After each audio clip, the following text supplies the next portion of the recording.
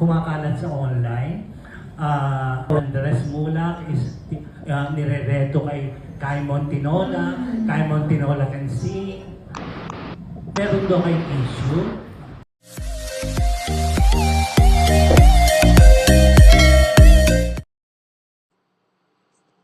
Hey guys, update tayo. Ashton Olviga dahil nga birthday.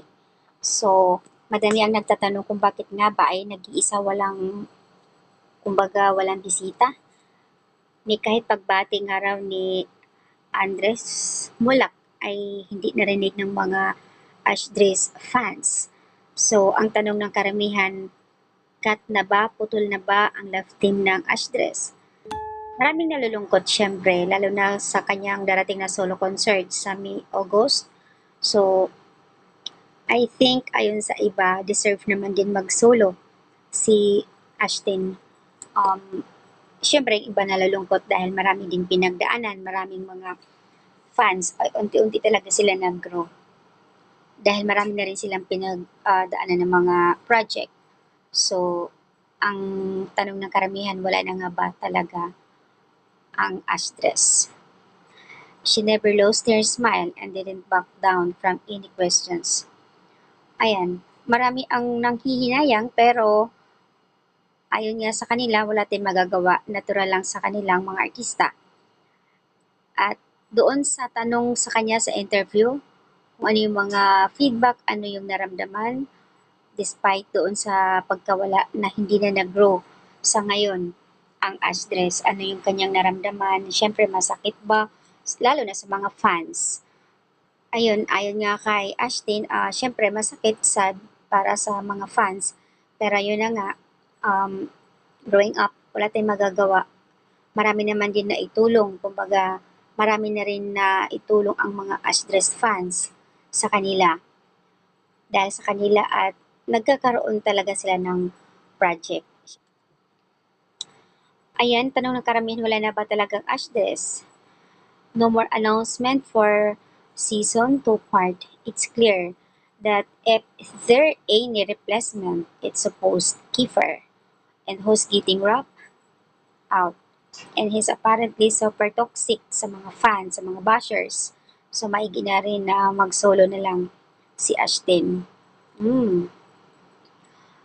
May nag-comment pa dito na, anyway, thank you Ash for standing with the keepers and choosing us always.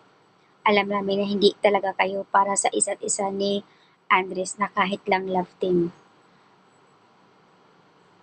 Toxic sa mga bashers sa ibang mga fandom. Dahil nga ang totoo talaga ay si Andres ay simula sa bagay hindi lang dahil sa bench fashion show na magkasama sila kay tinutokso talaga si Andres doon kay Kai Montinola. Kesyo malakas ang dating, bagay sila. Parehong maganda, gwapo, parehong matangkad. So, ang dami talaga nagpuri sa kanila ngayon. Lalo nang magkasama sila doon sa fashion.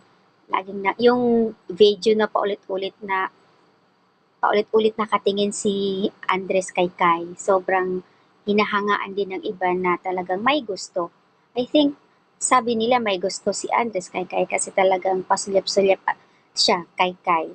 So, ang tukso ng mga ibang netizens na mas bagay ngayon, si Kai, at syempre, hinala pa ng karamihan na mabibigyan sila ng project, Kai and Andres. So, if ever na magkakatotoo na mabigyan ng project, magiging sila na yung love team, wala na nga si Ashton. Kaya nga dito sa interview, medyo malungkot din sa almost 2 years sila. Ganun talaga ang mga artista eh. 'Di ba nga, mga celebrity hindi lang sila. Magkasama na sa series, sa movie, after noon wala na. Like sa ibang example lang sa Kidelex, ibang mga love team natapos lahat ng project. So, wala na rin. Like Don Bell, tulad ngayon sa Don Bell, wala nang Don Bell ngayon. So, may kanya-kanya na silang project individual. So, ganun talaga, tanggap na nila yan. Kaya lang, nakakasad dito ayon sa iba, kumbaga walang closure, as in wala. Kaya, ayon dito, ang pangit naman ng love team na ito na wala man lang pa, kumbaga closure, biglaan na lang umiwas si Andres. So, ayan po yung mga comment nila dito at medyo nasaktan lang daw si Ashton. Siguro nga, nasaktan si Ashton sa mga fans din na sobrang nalumural sila sa mga pangyayari.